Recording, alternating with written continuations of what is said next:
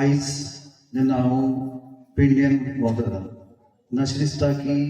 आमची जी संस्कृती आसता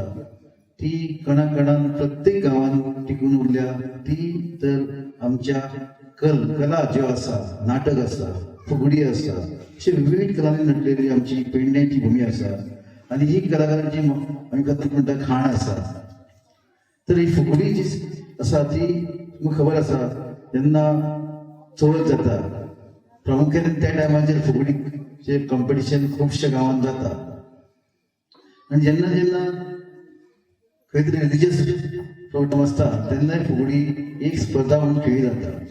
आज फुगडीच्या निमित्तान बायलांक एक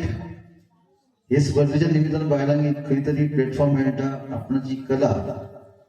जी फुगडी ही वर्सां वर्षी त्यांच्यात ही फुडली पिढी ती व्हरतली फुडें काय ती खबर ना, पण आयची जी आसा ती कशी कला फुगडी राखून दवरपाची आनी ताका कशें प्रमोट करपाचें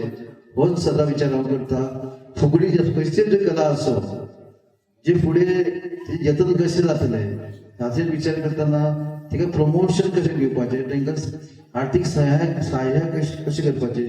हाचो विचार करता. आरोग्याचे जेन्ना प्रश्न येता तेन्ना हांव चिंतता की महिलांक प्रत्येक वर्सा पूर्ण पेडणेच्या महिलांक प्रत्येक गांवांत एक हेल्थ कॅम्प आसचो ज्या माध्यमांतून प्रत्येक टेस्ट जी महिलांक जाय ब्लड टेस्ट किंवा बाकीच्यो सगळ्यो टेस्ट आहा पूर्ण तेंचे टेस्ट जावच्यो आनी खंय तरी महिला